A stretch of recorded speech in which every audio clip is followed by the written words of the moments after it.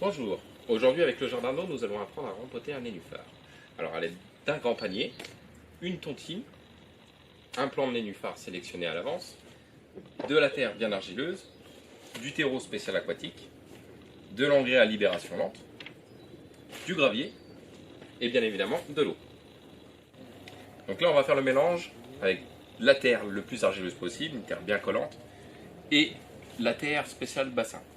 Le plus simple en fait c'est de mélanger 15 litres de terre dans un sac complet et 15 litres de terre de jardin.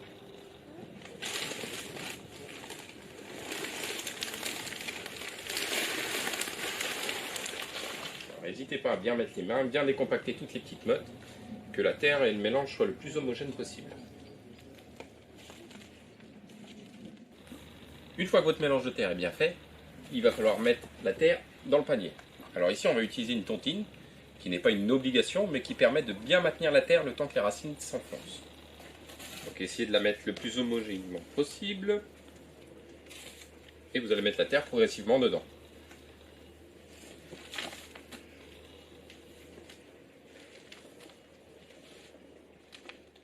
Donc là vous mettez la terre vraiment jusqu'à 2 cm du haut. Principalement parce que quand vous allez l'humidifier, la terre va gonfler. Alors là, on va préparer le nénuphar, donc n'hésitez pas à couper toutes les vieilles feuilles qui risquent en fait tout simplement de fatiguer le plant. Couper le plus bas possible. On va vraiment laisser juste les jeunes feuilles ici, celles qui sont bien recouvertes comme ça, et les racines. On enlève une partie comme ça, alors n'hésitez pas à enlever 10-15 cm pour les rafraîchir. S'il y a des vieilles feuilles qui restent comme ça, retirez-les. Donc là, vous allez dépoter le nénuphar. Donc la plupart du temps, les peaux s'enlèvent assez facilement. Vous appuyez juste sur les 4 côtés. Et voilà, tout simplement. Vous enlevez quelques racines comme ça pour pas que les racines continuent à tourner dans leur peau, mais sans défaire toute la motte.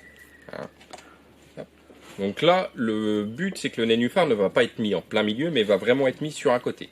Et essayez de trouver la forme du rhizome. Donc ici, on voit bien le rhizome, il est droit dans son pot. Donc on va essayer de le mettre dans un angle. Donc vous faites le trou à peu près équivalent ici. Et vous essayez de mettre le nénuphar au ras de la surface du pot ici. Ne jamais trop enterrer le rhizome. Remettez bien de la terre par-dessus, en veillant à ce que la tontine dépasse un petit peu.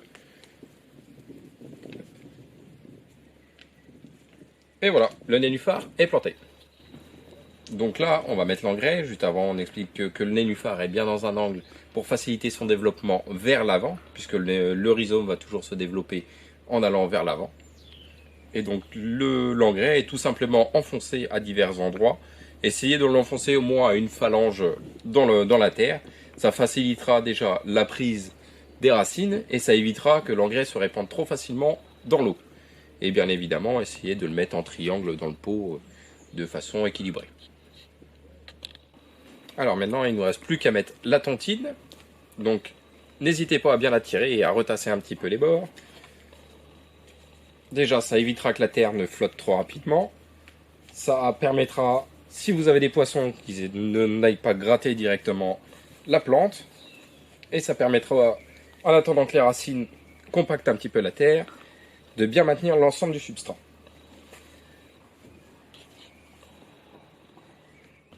Donc voilà, l'avant-dernière étape avant l'arrosage est de mettre dans le plan d'eau, ça va être de mettre du gravier. Donc essayez de mettre au moins 2 cm à 2 cm 5 de gravier sur l'ensemble du plan.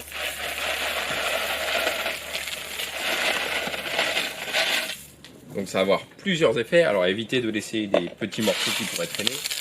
Donc le gravier qu'on utilise, c'est un gravier à béton tout simple.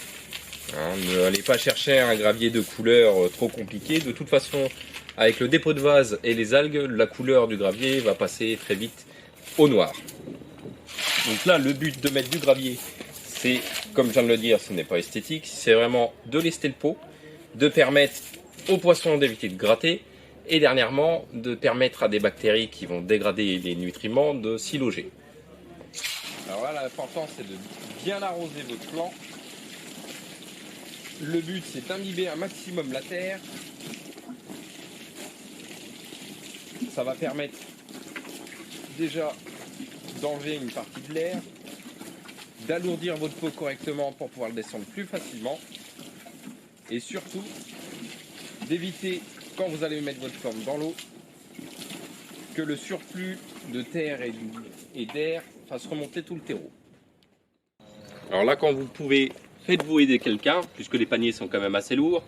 Si la plante n'est pas trop loin, vous pouvez la poser directement comme ça, en allant tout doucement.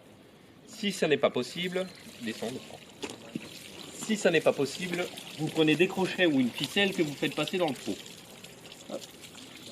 Et là, vous attendez quand même que les bulles arrêtent de remonter. Et là, c'est bon, il est lesté. Vous pouvez le lâcher. Votre plantation est terminée.